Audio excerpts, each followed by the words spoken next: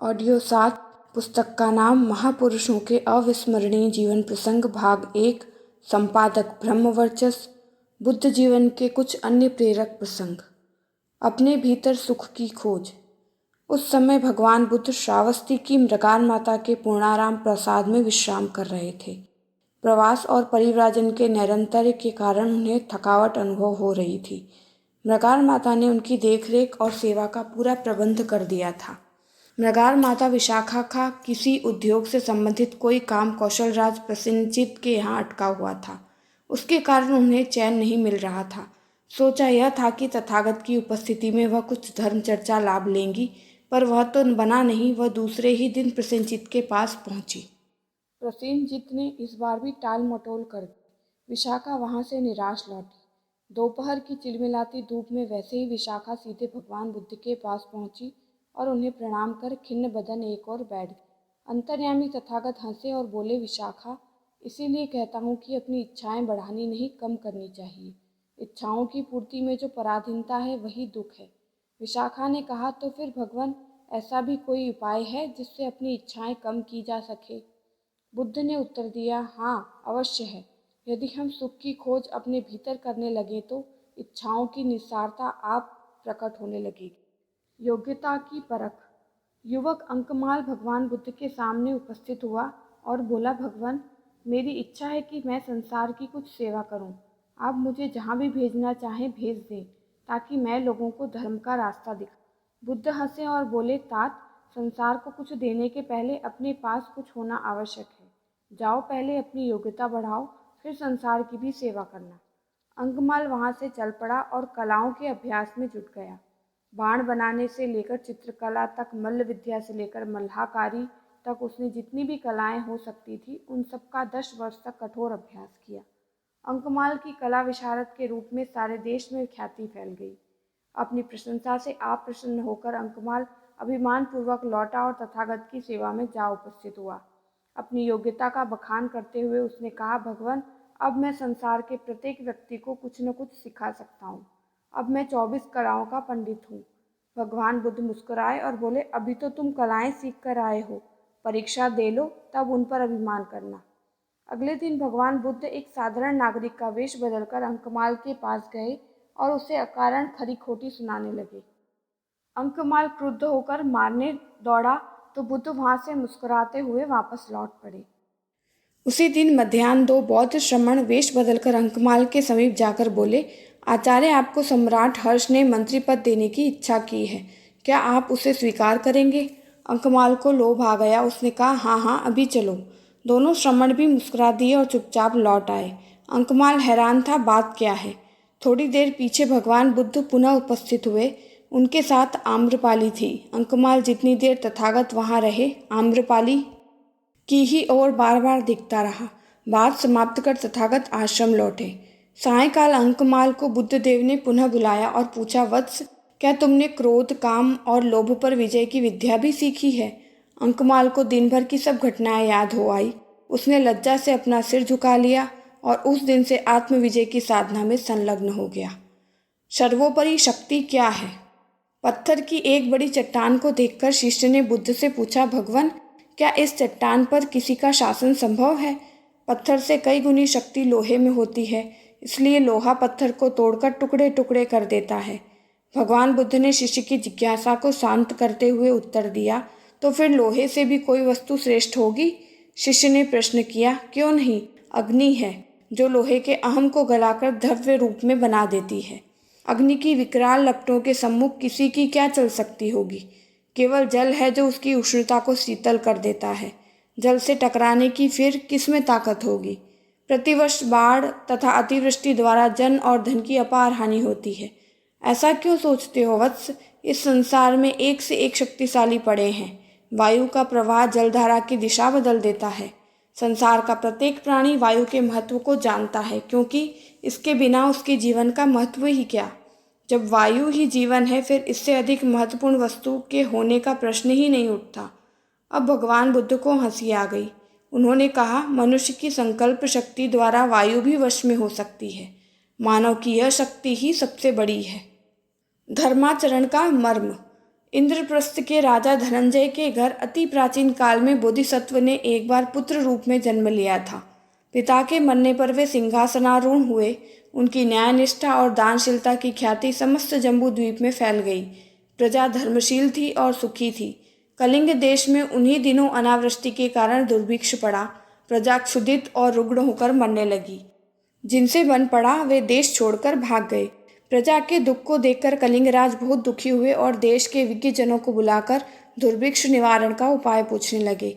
एक वयोवृद्ध ने कहा, दुर्भिक्ष के समय पुराने राजा अपना समस्त राजकोष दान कर देते थे और 1 महीने तक घास पर सोते थे और व्रत रखते थे। ऐसा करने से वर्षा हो जाया करती थी। राजा ने तुरंत वही कर डाला। दान, तप और भूमि शयन की क्रिया सही रूप से पूरी हो जाने पर भी वर्षा नहीं हुई। दूसरी सभा बुलाई गई। एक ज्योतिषी ने कहा, कुरु देश के राजा के पास अंजन वसब नामक मांगलिक हाथी है। वह किसी प्रकार अपने देश में आ जाए तो दुर्भिक्ष दूर हो जाएगा।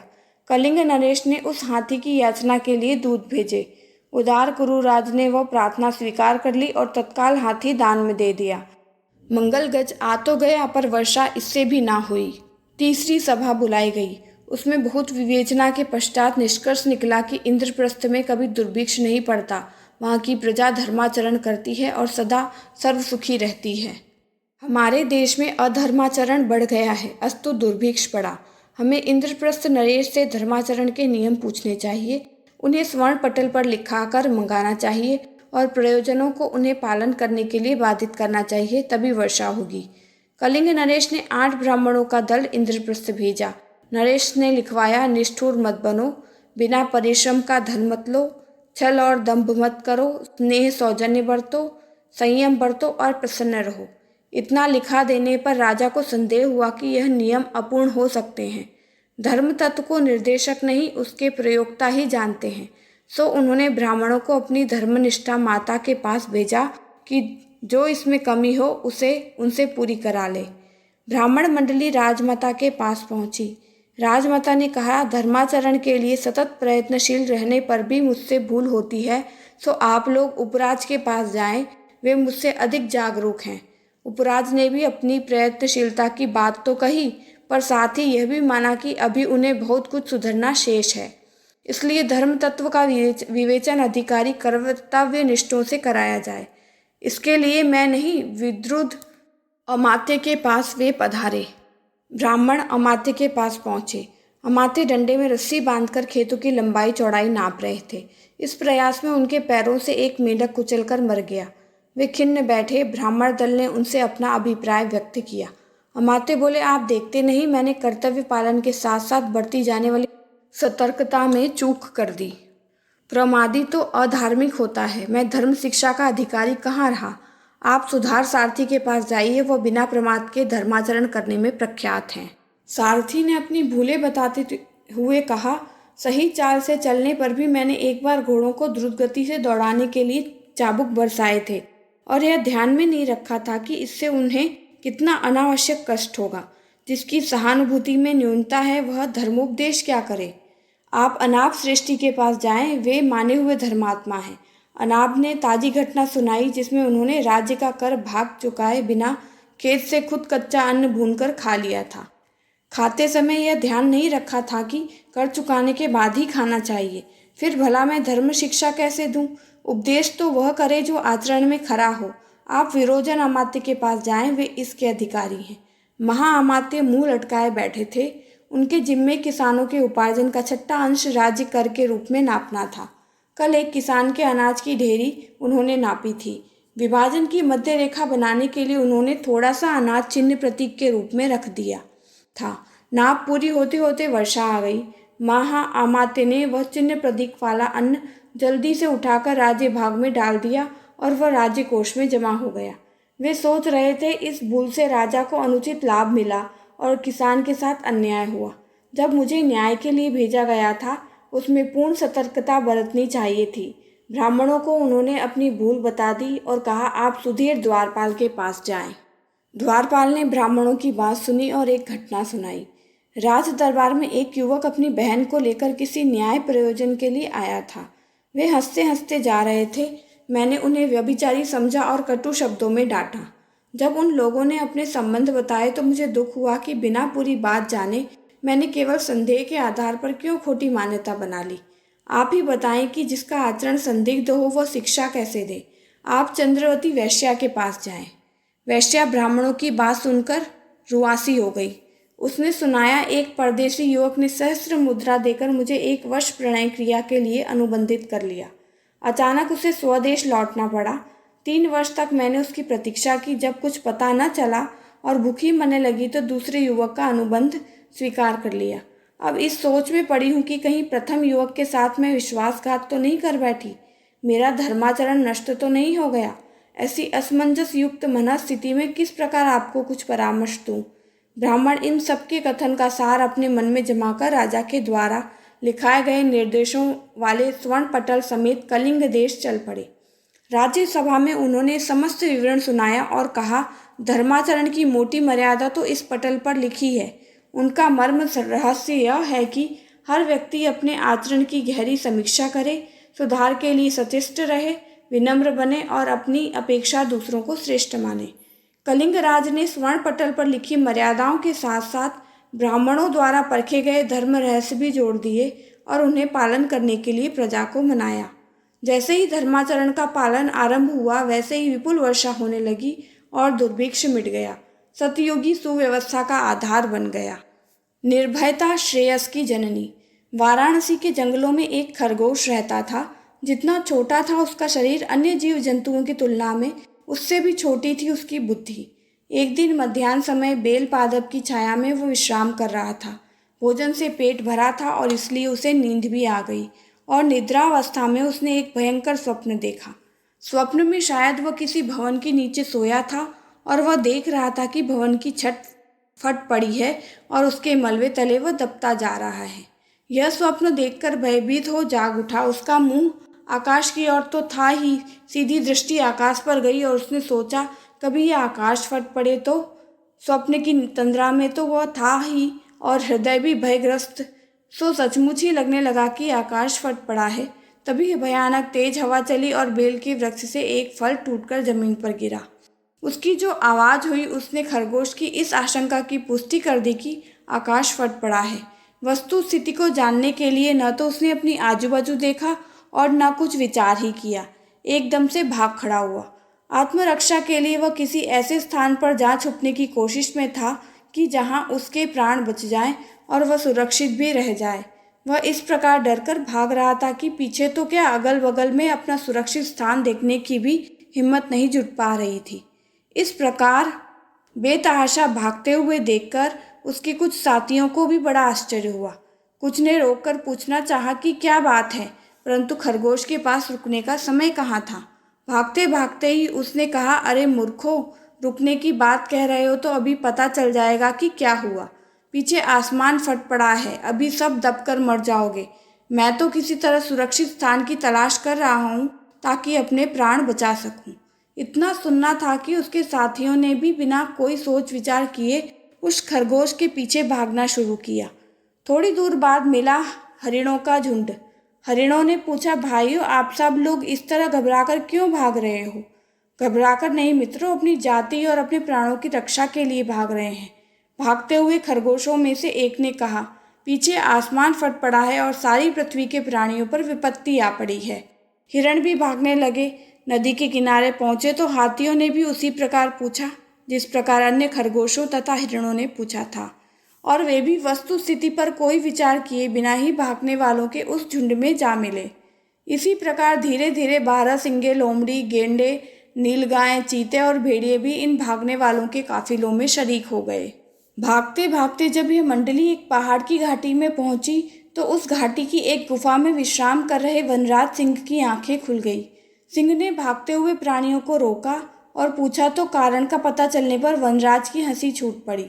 आकाश की ओर देखते हुए कहा, देखो, आकाश तो अपनी जगह पर खड़ा हुआ है। घटना के मूल कारण का पता चला तो सभी जीवों को बड़ी आत्मग्लानि हुई। यह कथा सुनाकर भगवान बुद्ध ने अपने भिक्षुओं से कहा, भिक्षुओं, अब तुम समझ गए होगे कि भय से मनुष्य के सोचने विचारने की शक्ति भी समाप्त हो जाती है। इससे पूर्व कि जब भय के कारण उपस्थित हो तभी विचार पूर्वक उन्हें जान लिया जाए तो तनिक भी अनिष्ट न होगा। लौकिक जगत में नहीं, आत्मिक जगत में प्रवेश और सफलता के लिए भी निर्भयता एक द्वार है, और जो उस द्वार में प्रवेश करते हैं वे ही श्रेयस को प्राप्त कर सकते हैं। प्रकाश की एक किरण का प्रभाव। गांव में गौतम बुद्ध का दूसरी बार आगमन हो रहा था। राजा और धनवान व्यक्ति उनके स्वागत की तैयारी में लगे थे, पर छोटे तबके के व्यक्तियों को अपने गोरख धंधे से ही समय नहीं मिल पाता जो ऐसे कार्यक्रमों में भाग ले सके। उसी गांव में एक मोची रहता था। दिन भर मेहनत मजदूरी करता, शाम पड़े घर लौट कर आता, खाना खा पीकर थोड़ी देर बच्चों के साथ मनोरंजन करता और थका मांदा गहरी नींद में सो जाता। उसे पता ही नहीं चलता कि गांव में कब और कौन सी गतिविधि होने वाली है। एक दिन वह सुबह उठा, घर के पीछे के छोटे से गंदे तालाब में उसे कमल का फूल खिला दिखाई दिया। बेमौसम के उस फूल ने मोची का ध्यान बरबस अपनी ओर आकर्षित कर लिया। वह घुटनों तक के गंदे पानी में घुसकर उस फूल को तोड़ लाया। सोचा इसका रुपया 2 रुपया मिल जाएगा तो घर का काम चलेगा। फूल लेकर वह शहर की ओर दौड़ा। रास्ते में नगर सेठ अपने रथ पर बैठे आ रहे थे। उन्होंने मोची को फूल ले जाते देखा तो उसे रोककर सारथी से कहा, इसे 5 रुपये निकाल कर दे दो। आज नगर में बुद्ध का आगमन है, उनके चरणों में अर्पित करने के काम आ जाएगा यह फूल। मोची भौचक्का हो गया। सोचने लगा, 2 रुपये की चीज के ये 5 रुपये दे रहा है। सौदा निपट भी नहीं पाया था कि उसी मार्ग पर आते ही अश्वारोही राजमंत्री ने कहा, इस फूल का सौदा हो गया, तुम बेचना मत। जितना पैसा यह धनी दे रहा होगा उसके 5 गुने मैं दूंगा। एकदम 5 रुपये से 25 रुपये हो गए। जरूर इस फूल में कुछ कमाल है, तभी एकदम 5 गुनी कीमत बढ़ रही है। तभी राजा की सवारी उसी मार्ग से निकलते हुए उसी विवाद स्थल पर आ रुकी। राजा ने रथ में से झांक कर कहा, इस फूल को बेचने की आवश्यकता नहीं, मैं राज्य कोष से मुंह मांगा दाम दूंगा। तुझे अब चमड़े के धंधे से भी मुक्ति मिल जाएगी, तेरे परिवार की स्थिति सुधर जाएगी। मेहनत मजदूरी के चक्कर में न पड़ना। पूरा परिवार आसानी से खुशी खुशी अपने दिन व्यतीत कर सकेगा। नगण्य से फूल की कीमत हजारों रुपए हो गई। मोची चक्कर में पड़ गया। उसकी आंखें राजा की ओर फटी सी रह गई। ऐसा इस फूल में क्या हीरे पन्ने जड़े हुए हैं जो इसकी कीमत हजारों रुपए हो गई? आखिर बात क्या है? सम्राट, यह मोल भाव इतना बढ़ चढ़ कर क्यों हो रहा है? तू बड़ा भोला है, तुझे शायद पता नहीं कि अपने गांव में भगवान बुद्ध का शुभागमन होने वाला है। हमें भी उनके स्वागत के लिए जाना है। बेमौसम का यह फूल उनके चरणों में चढ़ाएंगे तो उन्हें भी आश्चर्य होगा कि यह कहाँ से आ गया, और हमें भी अद्भुत वस्तु चढ़ाने में गौरव का अनुभव होगा। नगर सेठ ने राजा की बात सुनकर मोची से कहा, भैया यह न होगा, यह फूल मैंने पहले देखा था, मोल भाव पहले मैं कर रहा था, अतः इस वस्तु पर पहला दावा मेरा है, नियमानुसार मुझे ही मिलना चाहिए। मोची ने कहा, अच्छा यह बात है तो आप सभी लोग मुझे क्षमा कीजिए। जब भगवान के चरण अपने ही गांव को पवित्र करने वाले हैं तो मैं ही उनके चरणों में यह पुष्प चढ़ा दूंगा। मैं फूल बेचना नहीं चाहता, इसकी उपयोगिता मुझे आप सबके द्वारा मालूम पड़ गई है।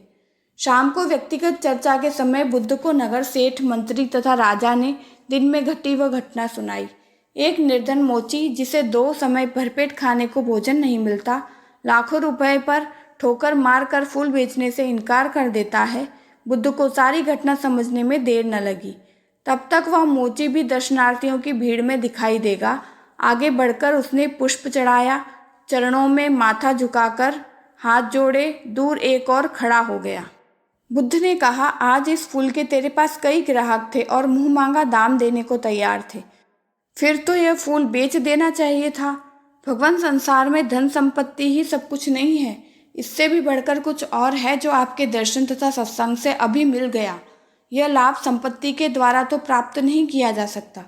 बुद्ध ने संबोधन करते हुए कहा, भिक्षुओं, देखो इस साधारण से चमार को, जिसके पास सुबह खाने को जुट जाए तो शाम को खाना मिल सकेगा, इसका भी भरोसा नहीं रहता। उस व्यक्ति में परमात्मा के प्रकाश की किरणें कितना परिवर्तन कर सकती हैं, कितना प्रेम और श्रद्धा उत्पन्न हो सकती है। मैं तो कितने ही वर्षों से गांव गांव, नगर नगर विहार कर रहा हूँ, पर इस जैसा प्रेमी और श्रद्धालु व्यक्ति अभी तक नहीं मिल सका। कौन व्यक्ति छोटा है और कौन बड़ा, इसका निर्णय करना भी आसान कार्य नहीं है। बाहर से देखने में सभी चीज एक से लगते हैं, पर कौन सा बीज बड़ा फल देगा, फूल देगा, इसे कोई नहीं जानता ईश्वर के सिवाय।